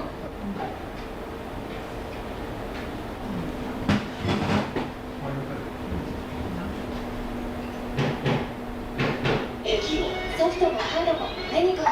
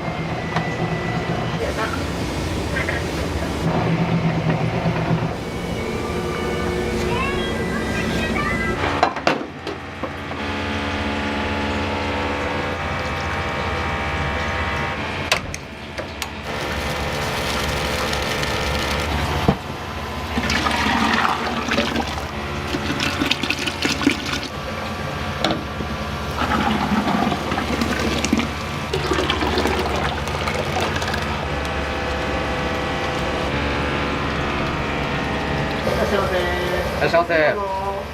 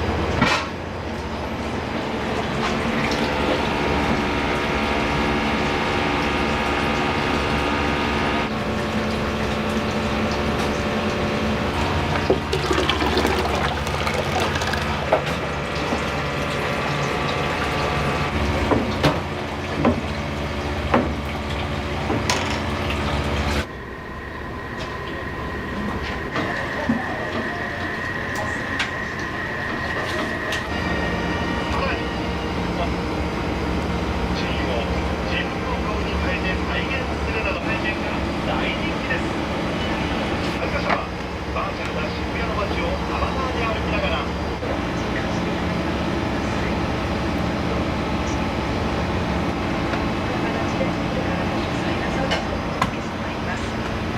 おすすめ番組を紹介する週刊動画ナビです。ラマスは14日午前0時36分です。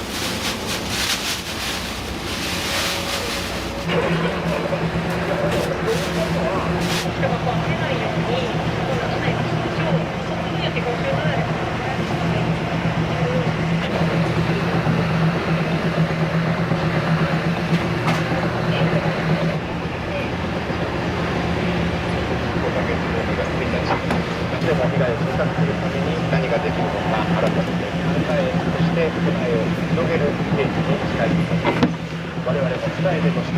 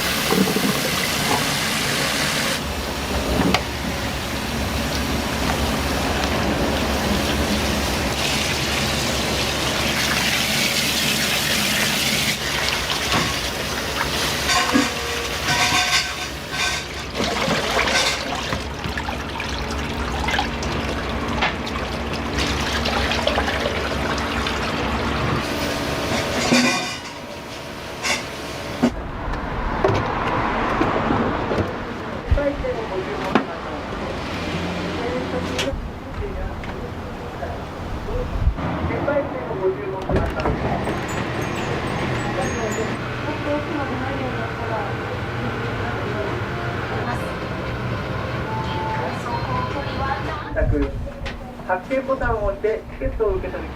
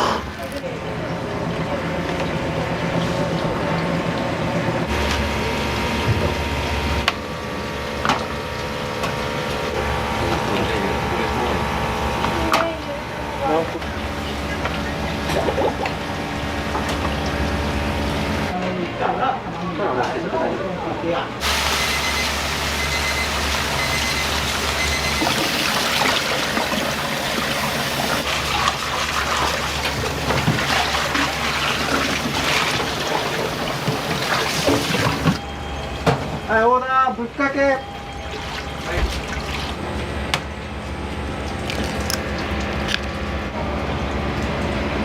と2両ほど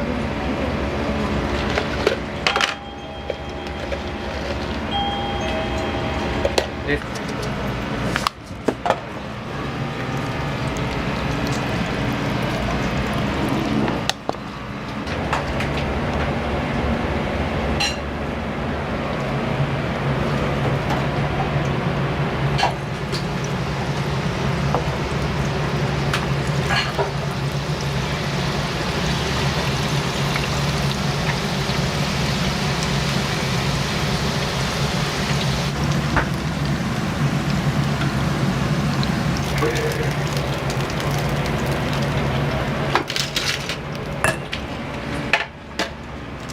はい、お願いします。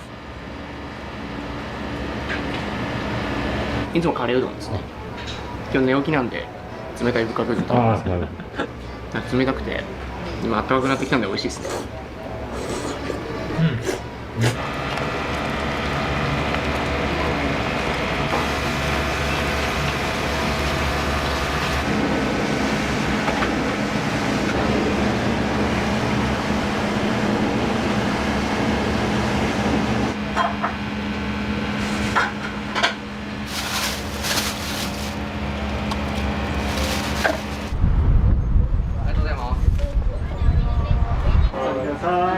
お部屋の方セルフになっております。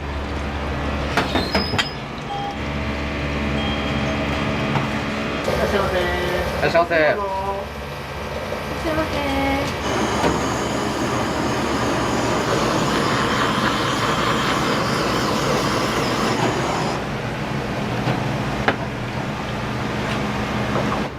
お待たせいたしました。どうぞカレーになります。はい、はい、失礼します。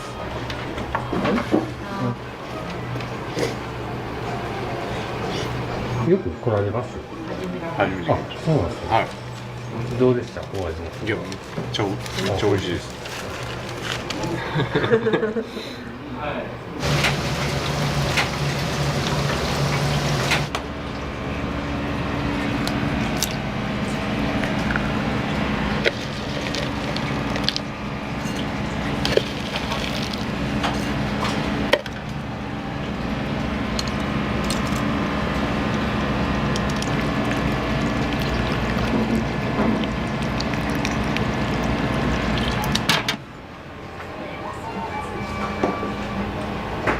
まずお金を入れてお料理を選択。ただいま発券中です。お受け取りください。ペイペイやクレジット決済。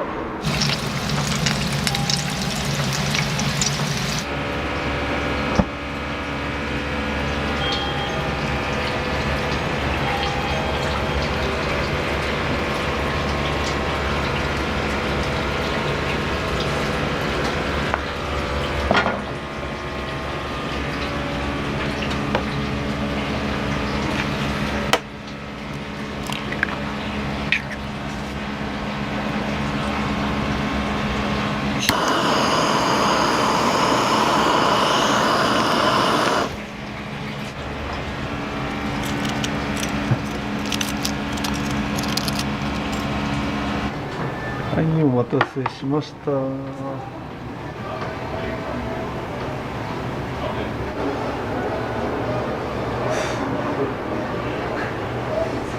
イートチケットのご利用のお客様はいらっしゃい両替いたします。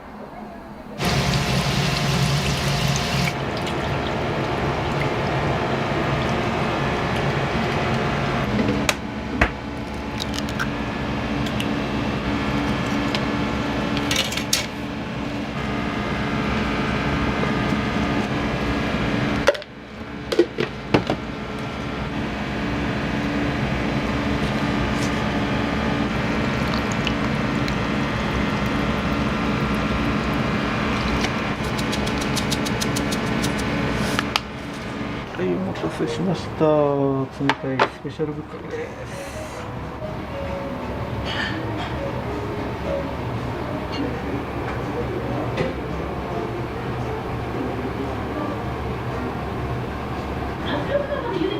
安くできる独特の食感が自慢の